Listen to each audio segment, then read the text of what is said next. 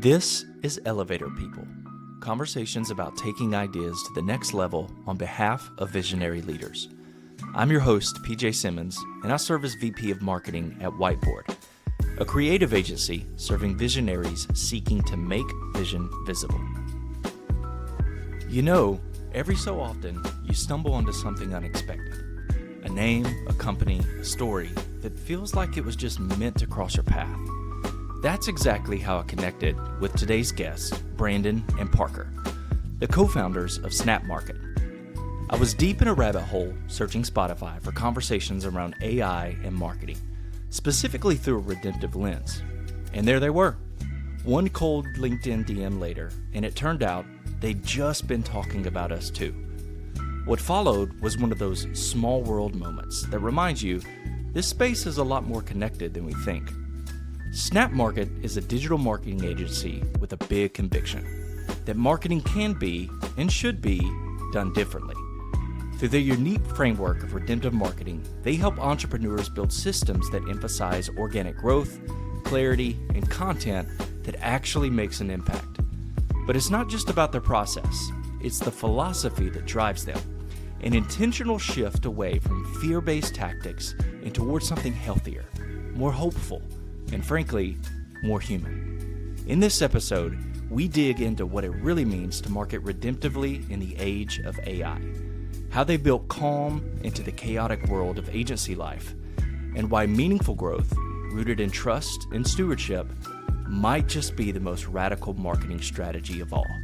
Here's my conversation with Brandon and Parker.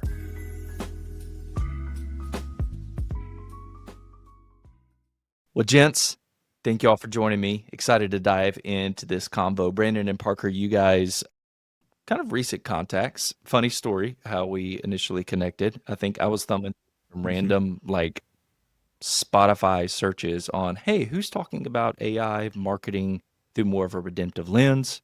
You guys popped up. I DM'd you on LinkedIn. And you were like, hey, we were just having a conversation about you. It's just a weird, small world. Everybody's connected in some form or fashion in this space. But hey, welcome, guys. Hey, PJ. Great. Thanks for having us. Yeah, of course. Yeah. Tell us a little bit of what you guys got going on. You'll have an agency, snapmarket.io. I won't give out too much more details as to not steal your thunder, but tell us what you guys do. Yeah, it's snapmarket.co. CO. We are a digital marketing agency that tries to employ redemptive marketing as much as we can for redemptive entrepreneurs as much as we can, emphasizing on organic marketing or content marketing. And so we have a pretty systematic, rigorous process where somebody can start with an idea or, a base of what they're working with, go through a process for about 6 months and build their message, their brand, their website and a system, and then produce a lot of content through a podcast. And so we're big fans of a podcast. So we call that process story, system, and send. And so, Love it. It's been a good business so far. Very cool. Well, I would love to learn one of the things that I've noticed in our prior conversations, obviously you've built a marketing company, you're hyper-focusing on more the organic side. You could have built any marketing company, but what I know and what I think our listeners are going to find out here rather soon is you guys operate with a bit of a deeper conviction.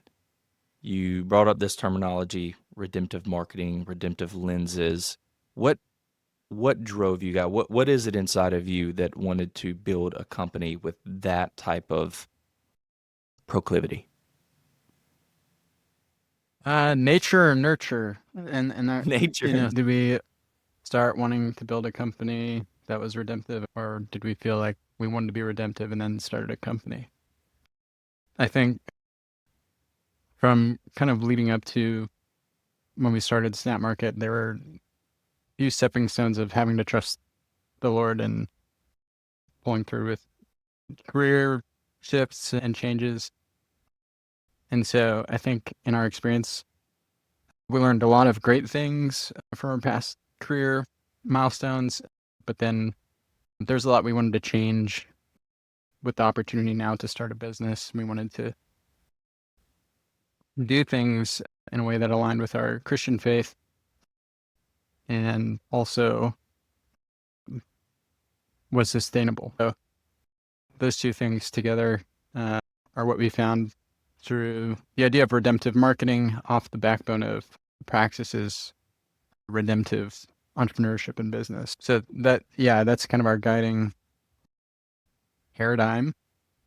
What that means in our context, we're still fleshing out day to day, but some of the core themes of that would be,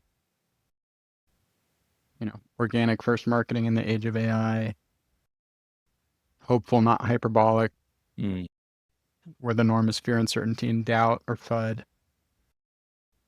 And so those are some of the basic things of entering into an industry and thinking, what do we want to choose to do and what do we want to choose not to do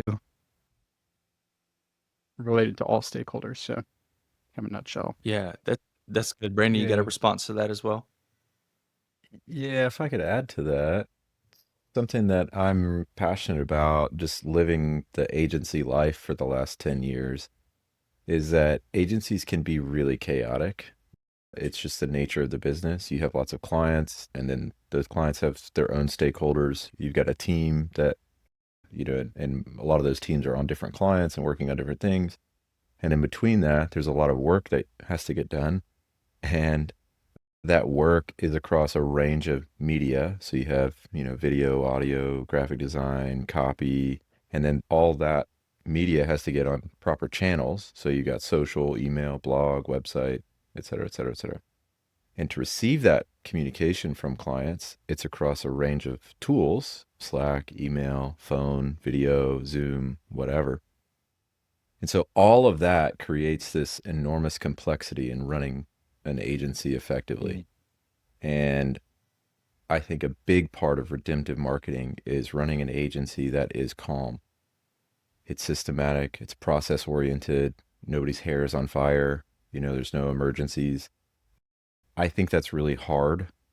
We have our own emergencies today, and I'm pinging Parker like, hey, can you make this thing so I could send this thing to the client? There is some of that, but to reduce that as much as possible, given a marketing agency, I think is a really, really key part of redemptive marketing. That's for me. good. That's really good. Yeah. That example is all but too real. Had my whole day planned out today, and first thing I do, check my email, and I was like, oh, here's a big client need. Got to jump on that and shift some stuff around. Yep. Yeah, and it is part of Same. nature of the beast. I want to dive in a little bit on this concept of redemptive marketing. Obviously, conceptually, I think we can all understand what we're getting at here. But in your mind, what makes marketing redemptive? And on the other side of the coin, why is that important for this current cultural moment? Why is it important for us to invest our time and our focus in a redemptive approach to marketing versus maybe other normatives that we've experienced over the last few decades in this space? Brandon Yeah. can speak to that really well, just in the sense of the narratives that people are telling in the workspace. Brandon, if you want to jump into that as like a first principle type conversation. Yeah, the very first thing that I think of is, aside from what I said about the actual running a business, but I had this experience when I was working for an agency where I wrote some headlines for this project I was working on, and my boss came over and he was like, "We need to dial up the FUD." And what he meant was dial up the fear, uncertainty, and doubt. And further into that conversation, it was, we want to drive home the pain points. We need to ratchet up the urgency and the pain so that it creates conversions or creates the decision from the client's audience. And I just had this visceral, like, internal thing, like, I don't like that. I don't know what it was. I couldn't explain it. I couldn't articulate it now as I can. But I just didn't like it. It didn't sit well with me. And I think the reason is fear, uncertainty, and doubt do not come from the Spirit of the Lord. That is not what the kingdom is supposed to be about.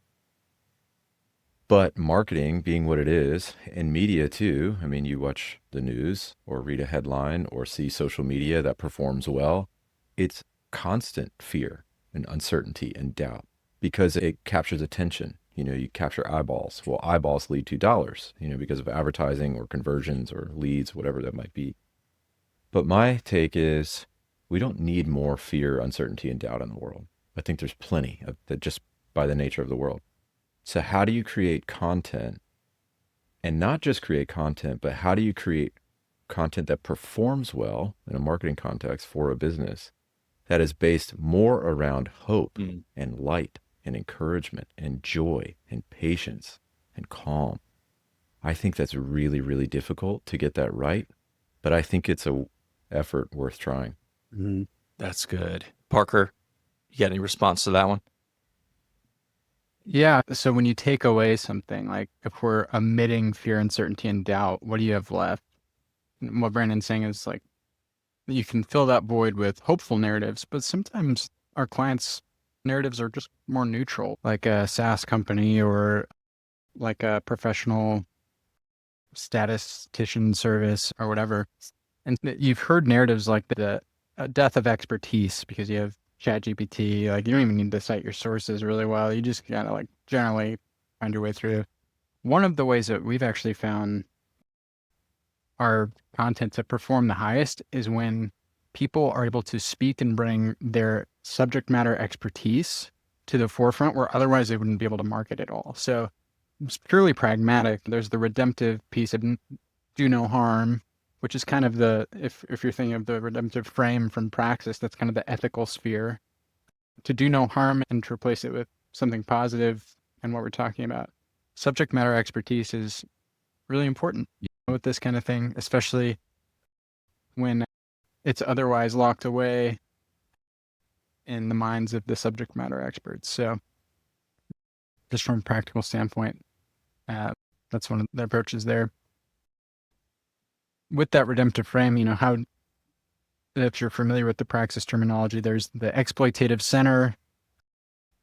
We just watched The Godfather on the plane back from Cape Town, and that was just purely center in the middle of that, exploitative. And then, you have the ethical, win-win, I win, you win, do no harm. But how do you truly redeem something that's been broken? How do you fix a space that has been damaging? And that's really the question that we're wrestling with.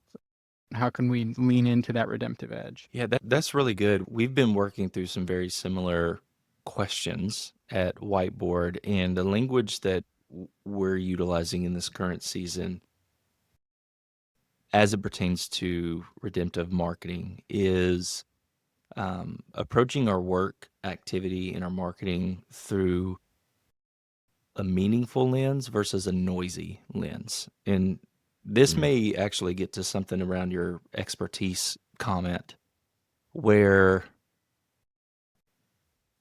our feeds are so filled with noise, and to simply translate a position or an idea where there's obvious expertise coming through, that communication really positions the organization or the thought leader, whoever is pushing it out, as something that is meaningful and not just, I can slide right by it because it looks, sounds, feels, tastes like everything else that is being thrown at me today. And so I really like that approach of, hey, even if it's, vanilla type services or offerings, how do we think of expertise and skill set and high quality stuff almost as kind of a display of beauty? I mean, that is a way to display beauty when you display expertise, because it sets itself apart from every other thing that is coming through individuals' feeds. Good. Yeah. What comes to mind, Parker, I'd love your thoughts on this, and PJ, I'd love how you guys are like kind of working that out in real time. But what comes to mind is that we are so focused on process and tools, partly just because of the way we're wired. But what Parker was getting at is there's so many amazing people at our clients' companies, people that we meet, people just on LinkedIn, wherever. and they don't have the tools or the skill set to get what's in their mind out into the world. And so Parker brought up, PhD statisticians. So we have a client that they have like 35 PhD statisticians as their employees. They're all subject matter experts. They're incredibly brilliant, talented people. But they have no mechanism from getting their brilliance and insight to the world. And so we just create this like, bridge between these two worlds with their mind and then the internet. And so that's the way that I think about that kind of creation or kind of like bringing out this beauty and meaning into the world, is like it's already Yeah. there. We're just kind of extracting it. Not extracting is not even the right word, but we're just providing an avenue for them to bring it out. Yeah. And that One of the real quick comment on that one is, I think that's what you guys are creating from a process standpoint to quote unquote extract that from clients Not a great word, is, but yeah, I mean, but that is a key differentiator than what most of the market and service providers are leaning into today, which is artificial intelligence. The way I like to put it is Mhm. artificial intelligence, all it is intelligence that is artificial. And I know it's kind of a play on Right. words, but as more and more agencies, individuals who are leveraging these tools, like obviously I'm using AI every single day, but when you Same, yeah. outsource your thinking in deep creative thinking just to AI, you lose your unique positioning and differentiation. And so you guys are creating a Mhm. framework and a process as a system to get that out of your clients, which I think is absolutely brilliant. Yeah, one of the ways to think of it, Phil, is the cream rises to the top. So in the early years of YouTube, if you could figure out how to use the camera and get something posted and had enough traction, like you could make it. Over time, it became the speed, the cadence. People were able to post more frequently or with greater quality. And it was pretty directly correlated with effort in, content out. Kind of. Whereas now, with AI, there's an accelerant of quantity. Mhm. So you have bots that can post however many times a second across the internet. And so there's a lot of noise, for your term earlier. And how do you make something more meaningful? And so if speed, just purely speed, is no longer a competitive advantage because you can post as much as you want, but it may not be good quality, then quality, again, surfaces to the top. So if everything's neutralized related to speed, then quality is still the competitive advantage. And so if you can do high quality with greater frequency, that's kind of the sweet spot of our voice to market process, which is why we camp out there. But yeah, quality is still kind of the king there. And that brings actually a question related to this. You guys are in organic social space, obviously one of the channels that you guys invest in. And to your point, this is exactly why we as an agency haven't touched organic side, because there is just love it or hate it, there is a volume play that is a part of it. But to my understanding, and correct me if I'm wrong, your guys' process, you also do a lot of sprint-based work as well. As far as people come in, you have a very linear process, sometimes even up to 7-day turnarounds, in getting stuff out in the wild. How do you guys and your team manage the tension of speed yet thoughtfulness in the process? Great question. What comes to mind first is on the speed side, the quantity side of the equation, is you have to have really good tools. So as I mentioned, clients can reach out to you in any way that they want. So Slack, email, text, phone, whatever. There has to be a tool or a system that processes that information and turns it into data that you can actually use. So a text is not as helpful as an email, because an email, then I can tag that to a particular task, close that loop, deliver the task, close that loop. So that's really key, is having a good system in place to input information, whether it's a comment on a design file or on a video file or a social post or whatever. You have to have a way to process that information. The second thing is you have to have a good idea of what's coming down the pipe, and then planning around that work. I mean, project management is key. So we use a tool called Linear, which I think is like the best project management tool on the planet, that can process information really well and then plan it out really well and turn it into very discrete tasks. So everybody knows what to do at all times. And then the third thing I think is you have to have really great people. And so our team's incredible because they are thoughtful by nature. So anything that comes into the shop, they see that, and they have a lot of experience and a lot of thoughtfulness to produce the work that they're doing. I mean, we have theologians and philosophers, we have writers, designers, just Formula incredible One people fans. yeah, skaters, yeah. Skaters. They're incredible. Like the brilliance on the team, the thoughtfulness on the team, in almost every way, it's just amazing. So One of the ways we've talked about that is we use the term human robot. So in order to keep operations compact so that we can have time for a relationship with our clients and time for a healthy work experience, we automate as much as we can between the bookends of human input and human output. So without it getting, to keep things thoughtful, we rely heavily on the thoughtfulness of the subject matter experts on the front end. We call that organic first. And we distill using AI. So everything is distilled down versus prompted up. Yep. We automate with client specific custom LLM, and then use that to maintain some of their brand voices. We do a lot of manual design work, but within the design systems of the brand. And then from there, we review, quality inspect, using all the tools at our disposal to then deliver and have a relationship with our clients and support them in the ways that we can. That's it awesome. helps to run a business with a genius named Parker, Yeah. because he built a custom app that manages all of this. Like a very small example is we triage all of our work for the week, for the active cycle, which is a week-long sprint, based on what we think we can get done, based on some capacity parameters and things like that. All of that surfaces into a Monday update. So Mondays at 4 p.m., clients get an automated email that takes that information, all those tasks, brings that into an email, and then it's summarized by AI with a summary and then the output of the task that they can click on and see everything that we're working on and the status at which we're working on it, whether it's an approval requested, it's been approved, or it's working.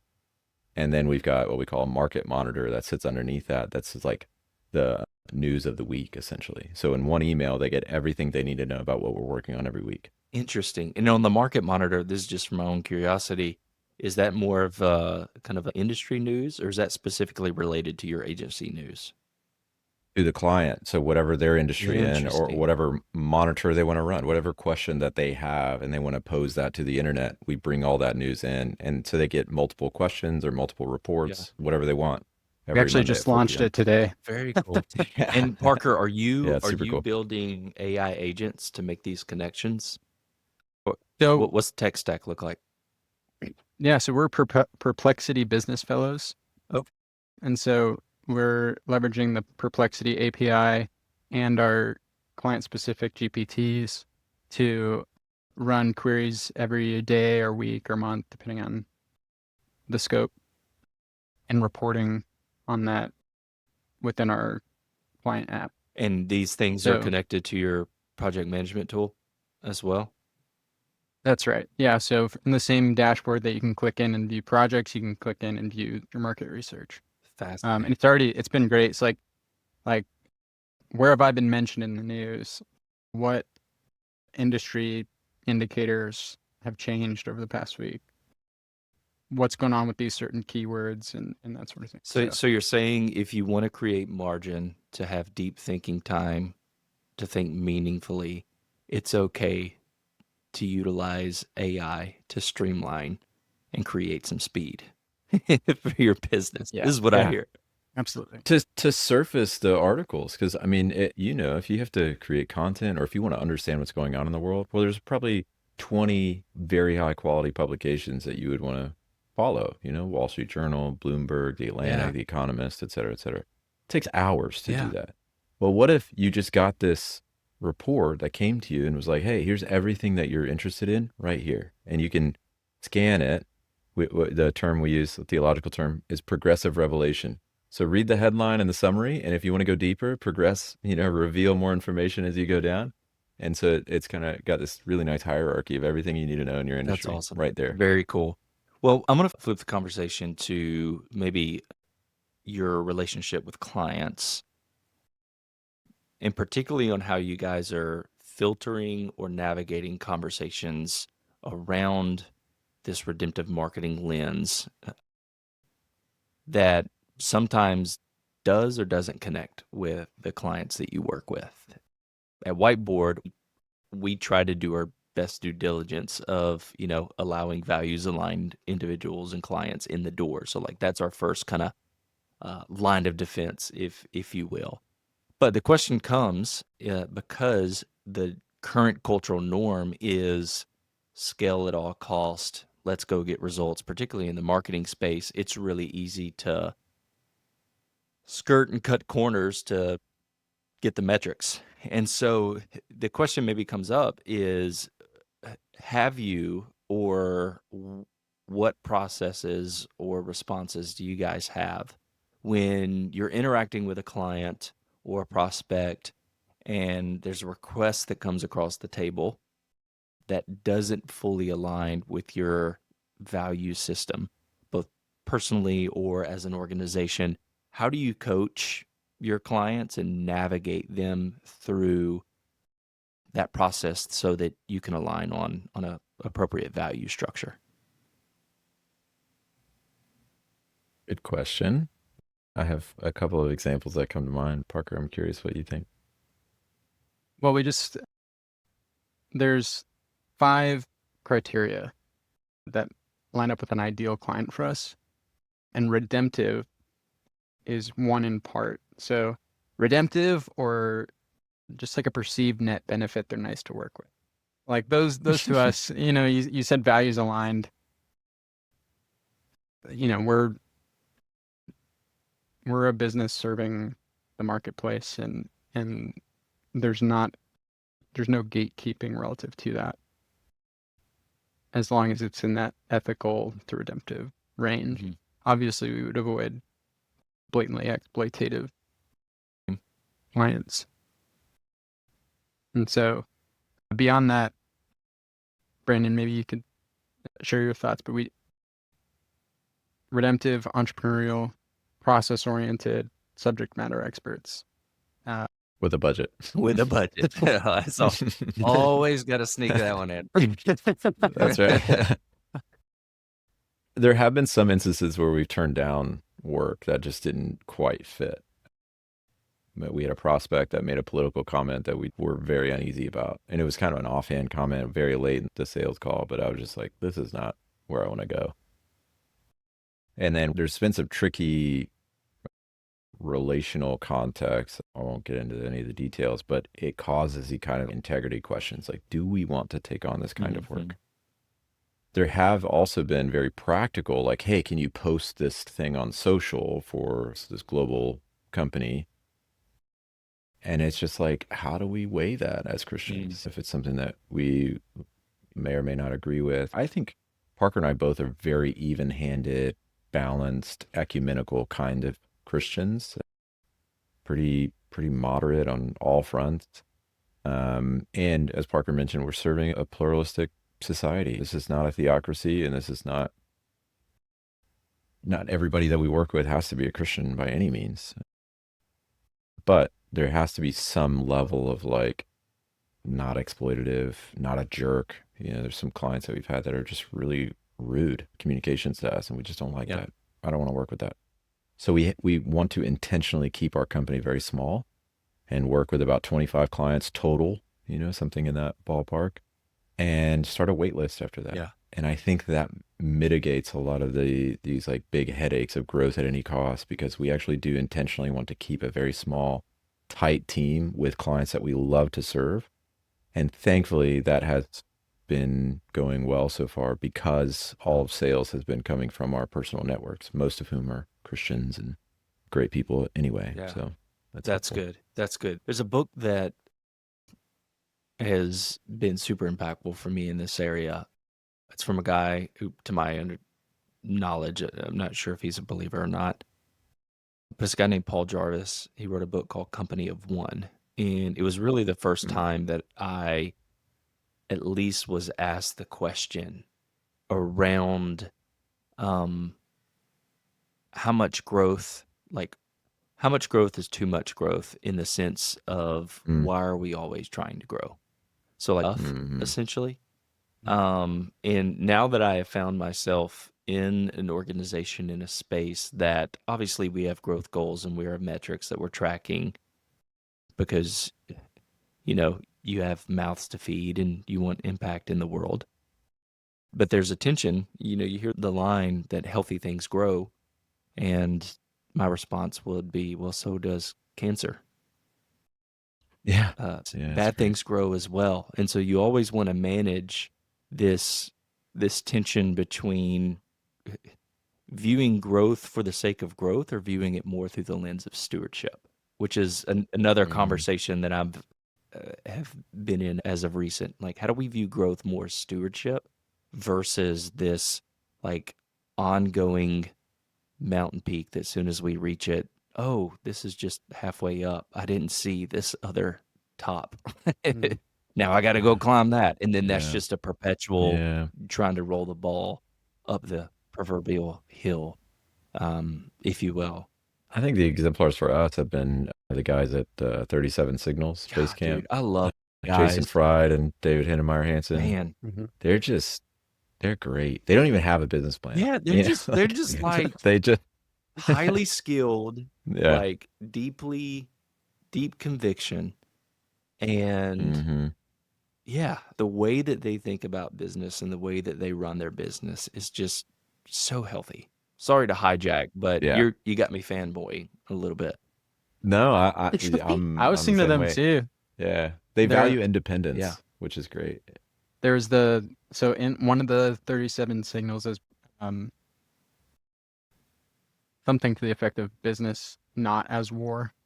Like we need to growth hack or viral growth. Like those things, we just came out of COVID. People are still talking about viral growth in a way that, it's supposed to be positive, like binge watching or whatever, like the Or terminology even when that, you say you're crushing it, Yeah. or you're you crushing correct it or me, you're yeah, killing crushing it. it, and it's like, Yeah, yeah, that's an active yeah, reroute in our business, in our company yeah, is, That's so you're killing yeah. it. Oh, you mean like you're doing an excellent job and we're super happy? yeah. But yeah, like quality of growth. There's the Andy Crouch comment on like organic growth is healthy growth. And the quality of leads that you get from like an organic network and relationship versus a viral disconnected type of growth, I think ultimately will serve clients better. Now you can extend that with paid media and that type of thing, and there's definitely a place for that. But if the heart and the drive is to communicate well, that's the baseline for many of the companies that we encounter who don't have a marketing system and their websites from, WordPress 2010. For the most part, people just need a mechanism to communicate relatively effortlessly, not growth hack, which Mhm. is why we love podcasting, is because anybody can talk about what they're good at. Yeah. The challenge is people usually don't have a means of packaging it and deploying it, much less curating viral content. Mhm. So if we focus more on honest subject matter expertise, pragmatic niching in the market, just finding your sweet spot and running with it, I think that's where we're finding our focus as an agency and how we kind of serve some of that. That's good. I want to get your perspective on this, and I can only speak for myself as an example, but I think you'll have a unique perspective. Is, this language that you guys are talking about, on one end of the spectrum, you got growth hackers killing it, making it happen, growth at all cost. And then you have like this other, I think Garden City language, stewardship, Mm. cultivation, Yeah. etc.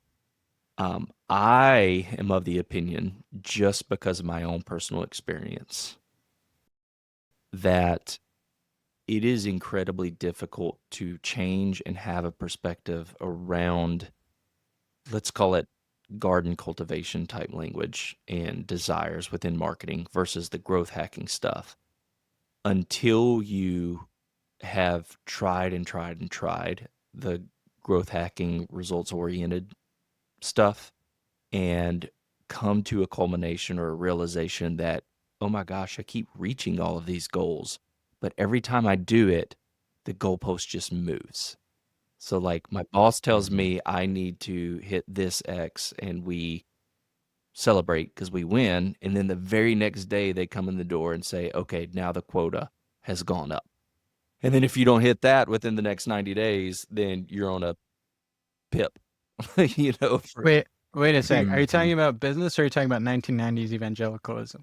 you say tomato, tomato, man. I mean, trauma in both sectors that That's I'm still great. working through That's great. for sure. Yeah. That's great. But I'm finding myself over the years hearing and seeing kind of a growing appetite for more of the garden cultivation, stewardship, redemptive oriented type of marketing versus the growth, let's just Mhm. call it the growth hacking marketing.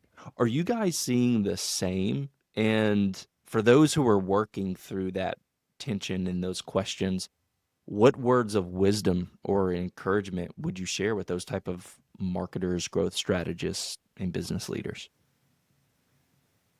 Boy. Okay, I have a lot to say.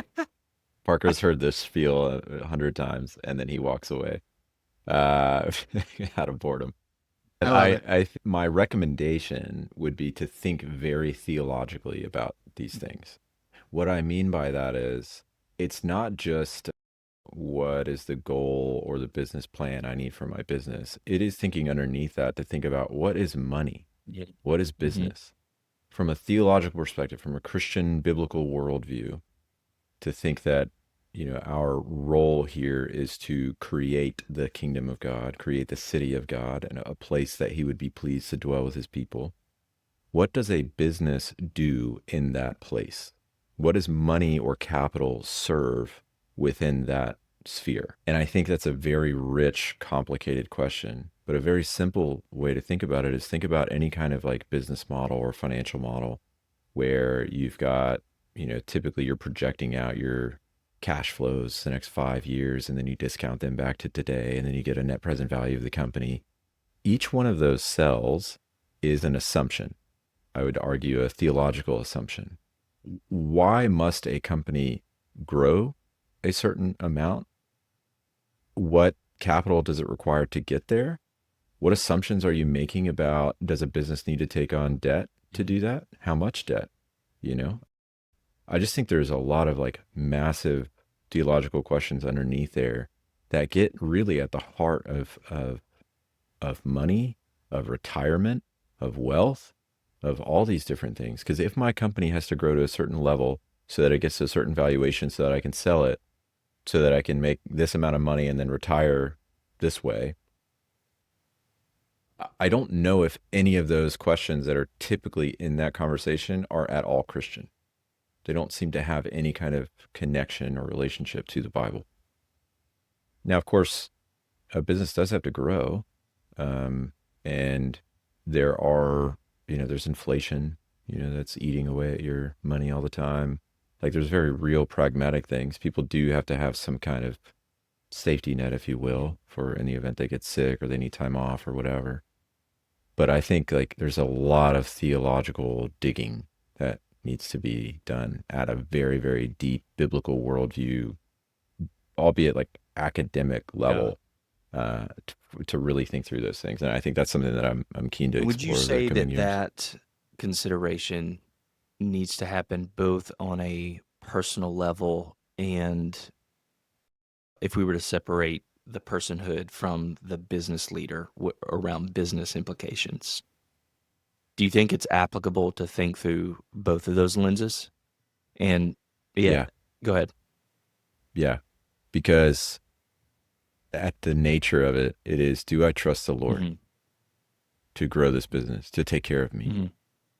Like, if you're thinking about sales and why you need to grow, and you need to think about just what kind of business you're building, the nature of it, the scale of it, you also have to think like, will God take care of me if I don't hit these metrics Mm-hmm. or if we don't Mm-hmm. grow? Do I actually trust that He will? And for me personally, aside from the business, the answer to that question is often no. It turns out I don't trust the Lord very often. When I thought, I had this rich faith and all this theological knowledge, well, it turns out that doesn't matter when I see my bank account is low, or I see my revenue has Mm-hmm. dipped, or I see my expenses rising because we need to grow the team. And it's terrifying. And it causes a personal soul searching to like, do I trust the Lord? Will He take care of me? Even in retirement, 50 years from now, Yeah. not just this month. So Brandon, you said go ahead. Parker. recently that, that your finance MBA books, those are all fine, but running a business feels a lot more like Frodo walking the ring to Mordor. Right? Yes. True. When we were comparing, True. just like academic versus fiction type literature, and often fiction can help enflesh some of the things of running a business more than Yeah, and what's more than fascinating to the me business is truth. most of these individuals who are putting out these best-selling business books aren't actually running businesses. They're just circuit speakers.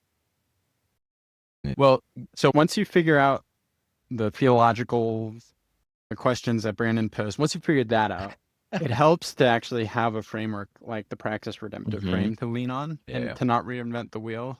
There's several great organizations out there, but I've yet to find one like Praxis that offers such a rich foundation, or at least that category of group, to have a paradigm in running your business.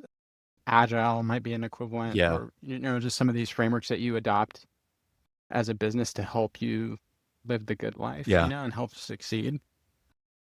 And so that lends to why it's a theological question, because ultimately it's the individual contributors in the business unit that help serve the stakeholders. And so as we're wrestling with questions of the ethics and the redemptive nature of marketing, it helps to have peers and mentors in these communities that have done it, and you can kind of bounce things off of as you're figuring out your unit economics of a service industry. That's so good. One of the things that came to mind while you guys were talking, and I feel like this question could alone become a whole podcast or a series of podcasts Mhm. itself, which is, you have business leader, founders, entrepreneurs, etc. But then you have the other individuals, which here this podcast we call them elevator people, people who come alongside of visionary leaders, entrepreneurs, help take their vision to higher levels that they could take it themselves. Whoever you are, whether you're in any camp, there's definitely a level of, okay, we've bought into the vision. We're trying to make these ideas happen because yes, we want to make impact, but there's also a level of personal ambition that comes along with this. And so maybe a question that comes to my mind is whether you are that visionary leader, entrepreneur, or that elevator person, as you think about career growth opportunities, areas that you want to be in life, things that you want to do to provide for your family, where do you think ambition comes in, and how should ambition be stewarded amidst trust? It's a good question. Yeah. So ambition pairs very well s- with incentives. Mm-hmm. And so that's, my mind goes to like incentive structure from like a leadership standpoint. but on the employee standpoint, it's choosing where you want to aim that ambition. So the closer you can get like effort to correlate with upside or outcome, in my mind, that's maybe some of the more honest engagements of ambition that you can have, whether it's profit sharing Yeah. or whatever along those lines. Do you So, do you think ambition can be redemptive when there is a personal incentive that is attached to it? Yeah. I don't see why not. I mean, we're all incentivized. It's just aligning the right ones. Yeah. But I don't think it's the scale of your ambition. You know, if you want to create an electric car company and go to Mars, like go for it, you know? But I think where it comes down for a Christian is what is the speed at which you're going to do that? Mm. And I think of the speed of love. You know, Jesus walked. He's a 3-mile-an-hour God because he just walked. He 3 didn't mile an get on hour. a private plane and go do this and that. And I think John Mark Comer is really onto something about the ruthless elimination of hurry. And that I think he quotes, I want to say John Ortberg, but says that hurry is not of the devil, hurry is the devil. And I think you can have the biggest ambitions in the world, but if you're in a hurry, you're doing it wrong. That is a great lens to think about how to steward ambition well. That's great. Well, let's do this. I know we're coming up on time. I want to get you guys in on some rapid fire stuff just to maybe promote some tools, ideas, quick resources for the listeners. Who for you, and this is for both of you guys, is maybe a redemptive marketer, redemptive business thought leader that everyone should follow? Who's kind of your source of thought leadership in this space? it'd have to be the Praxis team, just all those guys. Yeah, I can't think of anybody else. I mean, there's certain people that I like to follow, but redemptive, it's Praxis. And Yeah. that's it. And it would be the local Praxis. Like there's several guys here in Dallas that like we'd turn to them probably before we'd go. Oh, yeah. Very before cool. we'd look on LinkedIn. Yes, they are. And that's it. For those who are listening, praxislabs.org, they're really a redemptive business ecosystem, both for-profit, nonprofit, and they're having a lot of these questions in conjunction with, best business practices, retreats, all that good stuff. But to your point, Parker, as of recent, they've really started these kind of localized cohorts in a sense, right? And so they have one in Dallas as well. That's right. They actually just bought the .co domain, so it's praxis.co. Nice. On Very the same cool. train. Very cool. Know that because I think we're doing that for them. I love it. Okay. Maybe what's a recent campaign that you just seen in the wild that you've admired for its moral clarity or just beauty that it's putting out in the world? Linear comes to mind. That's, campaign, of course, that's not ours. Linear is their marketing is so clear and they emphasize craftsmanship and quality to such a degree that it's actually kind of convicting. That it's like, actually, yeah, people should build things that way. Yeah. Mm-hmm. And Framer. Yeah. Framer's good too. Yeah. And is Linear, is that the project management tool that you guys are using? Mm-hmm. Linear.app. Very cool. Linear and Framer. All right. Yeah. What's your most overhyped marketing trend in 2025? AI. Amen. Just in general. It is not a panacea like I thought it was when we started this business. I thought it would just like boom, boom, boom, boom, boom, just knock everything out. And it's not quite like that. I think the best use cases of AI are very tactical, very pragmatic in your daily workflow. It doesn't actually create the things that you really need to bring into the world. Love it. And Parker, I'll direct this to you. What do you think is the most underutilized truth in marketing? The key assumptions would be that you have to be anything other than yourself. When people start podcasting or start content marketing for the first time, they often are trying to embody something that's not them. They think Is this going to land? They're really worried about their perception. We're thinking it. Yeah. Whereas we found that when you're just confident to speak to a friend as if your audience would be friends from your actual perspective, sure, you might alienate some, but there's a lot of people in the world, and related to business, you might attract others that would be more meaningful, not meaningful, but more likely business relationships or things like that, specifically thinking from the marketing sim. Yeah. So you're saying I'm on to something when I push back on this concept of personal branding. It's a bit of a pet peeve of mine right now. That's it's double-sided. Yeah. Because if people posture and are creating a brand that's separate from themselves and who they are, that's where it gets tricky, but it could also very well embody the exact thing that we're talking about. Exactly. Like somebody Yep. feeling confident, Once somebody has a personal brand that then has several team members that carry on that personal brand, and it's like, I work for so-and-so name, and it becomes a company. Yeah. I don't know. It's tricky. What do you think, Brandon? I think personal branding can be done really, really well, but it cannot take the nature of a corporation. Yeah. Agreed. There's a lot to say, but yeah. Agreed. Well, that's podcast number 2, I guess. Yeah. Okay. Sounds Well, good. gentlemen, thank you all so much for joining me. I know maybe for the both of you guys, as we kind of put a bow on this, where can we find the both of you online, and where can we find Snapmarket online? Yeah, just Google my name, Brandon Giella, Giella, and snapmarket.co. Beautiful.